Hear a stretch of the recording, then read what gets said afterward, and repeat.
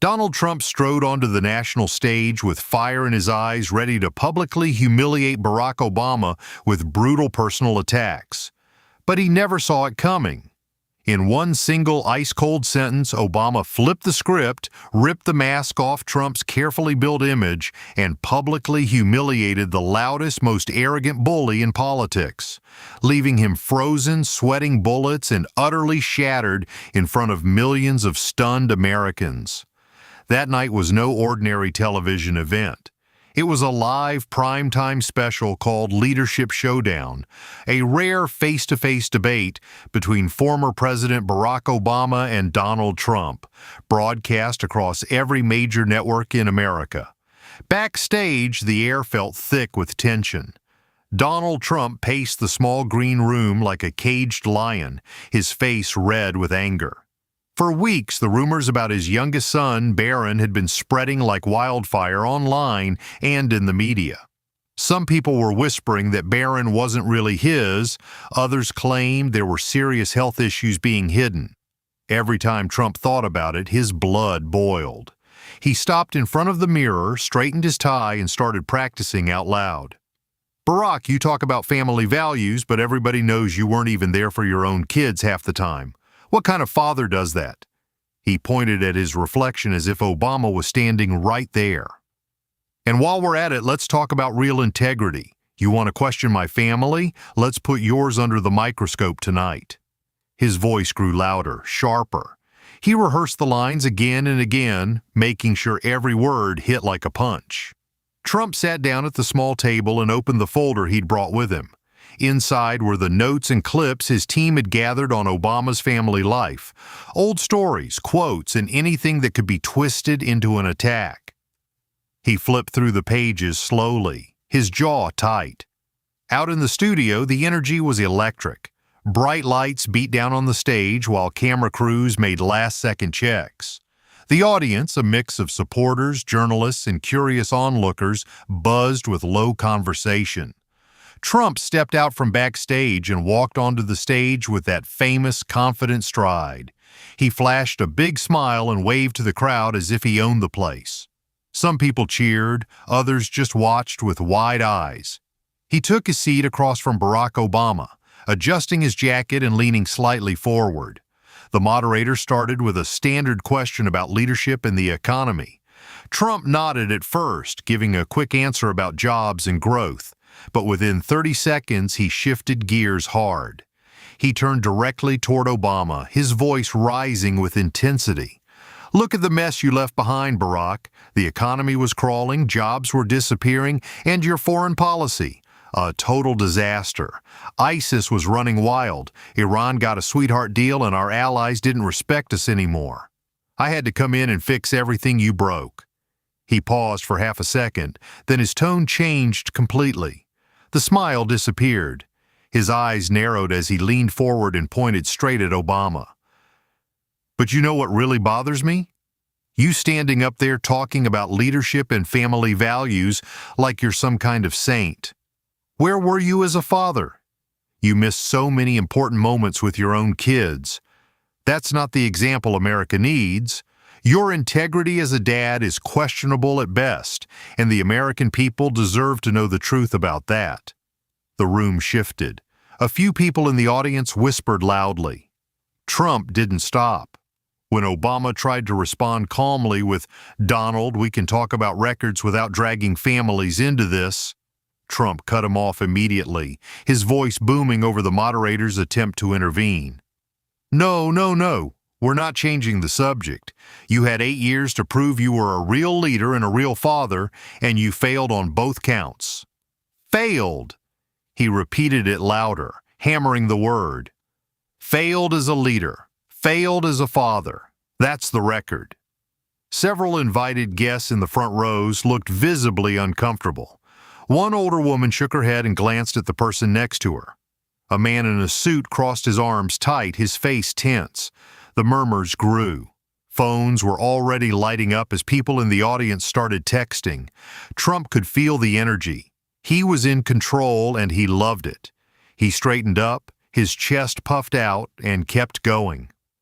"I'm doing this for my family too. When people spread disgusting lies about my son Barron, I don't stay quiet. I fight back. That's what a real man does. I protect what's mine. So tonight, Barack, I'm holding you to the same standard.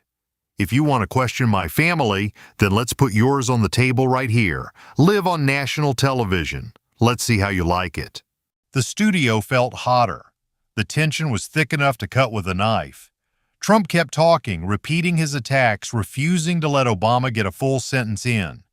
Every time Obama opened his mouth, Trump jumped right back on top, dominating the microphone with raw aggression. He felt unstoppable. The crowd was reacting exactly the way he wanted, shocked, divided, but paying total attention. Through it all, Barack Obama sat perfectly still. He didn't raise his voice. He didn't interrupt. His face stayed calm, almost relaxed, like he was watching a storm he had seen coming from miles away. His eyes never left Trump. That quiet stare made the air feel heavier. The longer Obama stayed silent, the more uneasy the room became. Trump was still mid-sentence, voice rising as he repeated his attacks, when Obama finally moved. He didn't interrupt. He didn't raise his hand. He simply stood up slowly, buttoned his jacket, and waited. The room went dead quiet except for Trump's own words still echoing. Obama just stood there, calm and patient, letting Trump finish every last angry point. The silence that followed felt heavier than anything Trump had thrown so far. Then Obama spoke. One single sentence, clear, steady, and ice cold. You crossed boundaries with your daughter when she was 23. You should be ashamed. The words landed like a slap across the face. Trump froze. His confident smirk vanished instantly. His mouth opened, but nothing came out at first. Sweat suddenly broke out on his forehead, catching the bright studio lights. He looked stunned, like someone had just knocked the wind out of him. For the first time all night, the man who never stopped talking had nothing to say. The audience went completely silent for a split second, then exploded into loud gasps and murmurs. People shifted in their seats. A woman in the third row covered her mouth with both hands. Several invited guests stared wide-eyed, leaning forward as if they couldn't believe what they had just heard. Phones were already being pulled out again, fingers flying across screens. Trump tried to recover fast. He jabbed a finger toward Obama and started shouting, but his voice cracked halfway through. "That's a lie. That's disgusting. How dare you?" His words came out rushed and shaky. Not the strong, booming tone he had used minutes earlier. He tried to cut Obama off, but the momentum was gone. His face had turned pale under the makeup, and the sweat was now clearly visible running down his temple. Obama didn't flinch. He stayed standing, completely composed, his shoulders relaxed and his breathing even. There was no anger in his eyes, no raised voice, just a quiet, unshakable confidence. Then Obama reached down without a word and picked up a thin folder that had been sitting on the table the whole time. No one had noticed it until now. He opened it slowly, pulled out a single sheet of paper, and held it up so the cameras could see the official-looking header. "This is a medical report concerning your son, Barron," Obama said, his voice still calm and measured. "It was obtained from reliable inside sources close to your own medical team. It directly addresses the rumors you've been trying so hard to bury for weeks." He began reading the key lines out loud, clear enough for every microphone to catch. Patient exhibits symptoms consistent with previously undisclosed genetic markers. Family history notes confirm paternity concerns raised in private consultations, recommended further testing, suppressed at the request of the father. Obama looked up from the page. "This document is dated 3 months ago, signed by doctors you personally hired." Trump exploded out of his chair.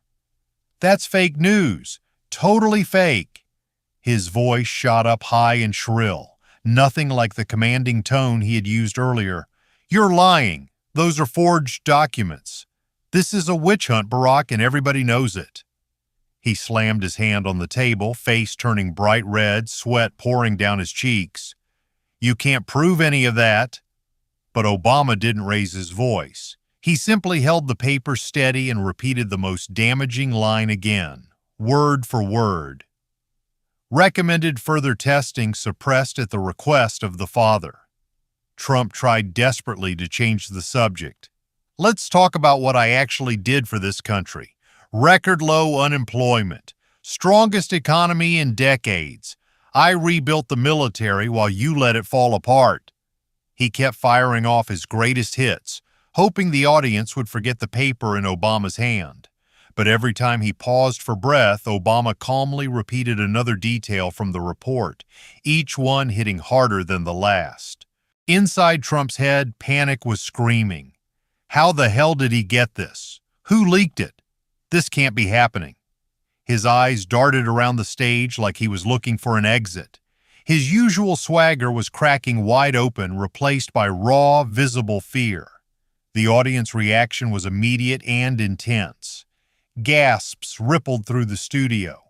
One woman in the front row stood up suddenly, hand over her heart, breathing hard. A man next to her muttered loudly, "Oh my God!" and shook his head in disbelief. Several invited guests were now leaning forward in their seats, faces pale.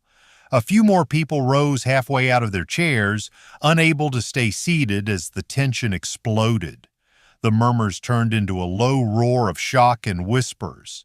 Cameras panned across the crowd, catching the stunned expressions. Trump was breathing hard, his face flushed and shiny with sweat. He wasn't about to go down without a fight. He jabbed his finger toward Obama again and started firing back wildly. "This is all bullshit. You're the one who hid things from the American people for 8 years. Your administration was full of scandals, lies about Benghazi, Fast and Furious, and don't even get me started on how you treated your own family behind closed doors. You want to talk about crossing boundaries? Look in the mirror, Barack." He kept throwing out new accusations, one after another, trying to bury the medical report under a pile of fresh attacks.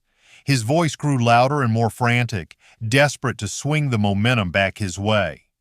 "You're just jealous because I actually made America great again while you left it weak." Obama stayed calm. He reached back into the folder and pulled out another document. "This is a witness statement from someone on your own staff dated 6 weeks ago," he said evenly. "It includes time-stamped text messages and emails where you were informed about the spreading rumors on Barron's parentage and health. You personally ordered your team to suppress the story and threaten legal action against anyone who talked." Obama read a short section aloud. Subject: Barron rumors. Client instructs immediate cover-up protocol. Do not engage. Do not confirm. Bury all mentions. The words hit like a second punch. Trump's eyes widened. "That's completely made up. Fake. Totally fake," he shouted, his voice cracking higher than before. "You're doctoring evidence now? This is election interference." But the damage was done. The audience could see the timestamps and names right there on the big screen behind them. Several people in the crowd started shaking their heads. One man in the front row stood up and clapped slowly, clearly siding with Obama. More joined in, the support for the former president growing louder by the second. Trump completely lost it, his face twisted with rage and panic. "Stop this right now," he yelled at the moderator, voice shrill and breaking. "Shut it down. This is rigged. I demand you end this program immediately." He slammed both hands on the table, leaning forward like he might storm off. The moderator hesitated, looking nervously between the two men and the roaring audience. Many viewers were now openly cheering for Obama, chanting, "Let him speak." The moderator swallowed hard and stayed silent, clearly unwilling to cut the feed while the crowd was this fired up. That was when Trump made his final, desperate move. He turned back to Obama, eyes blazing, and went straight for the throat one last time. "You think you can talk about my daughter? Ivanka was 23 and you have the nerve to accuse me? You're sick. You're the one who should be ashamed, not me." Obama didn't flinch. He reached into the folder once more and pressed play on a small recorder.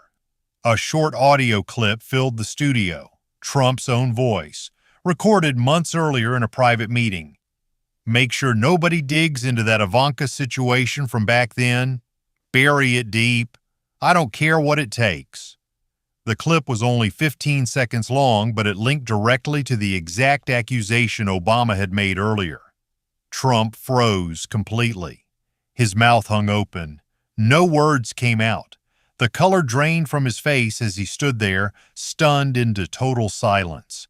The man who had dominated the night with loud attacks was now completely still, eyes wide with shock. For the first time, he looked truly broken on live television. The studio erupted. Gasps, shouts, and applause mixed together as the weight of the third piece of evidence landed. Trump stood there frozen for a long moment, the audio clip still ringing in everyone's ears. Then he tried one last time. His voice came out weak and hoarse, nothing like the booming confidence from the beginning of the night. This is all lies. I built the greatest economy. I made us strong again. Nobody did more for this country than me. You can't believe this nonsense. He repeated the same points he had made earlier, the jobs, the military, the borders, but the fire was gone. The words sounded hollow now, like echoes of a speech that no longer mattered. Every time he tried to push forward, his voice cracked or faded. The aggressive energy that had carried him through the first half of the show had completely drained away. Even his own supporters in the audience looked uneasy, shifting in their seats. Obama waited until Trump ran out of steam. Then he spoke one final time, his voice steady and powerful, cutting through the tension like a blade. Truth doesn't need volume. It only needs courage. He paused, looking straight at the camera. Tonight we saw medical records, witness statements in your own words on tape. You attacked my family to hide the truth about yours. You tried to bully your way through with loud accusations, but the facts don't care how loud you shout. The American people deserve honesty, not theater. The studio exploded with applause. People rose to their feet, clapping loudly. Some cheered. The sound rolled through the room like a wave. Trump's shoulders slumped. He slowly lowered his head, staring down at the table. The camera zoomed in tight on his face. The sweat, the pale skin, the empty eyes. The man who had walked on stage ready to dominate now looked small and defeated under the bright lights.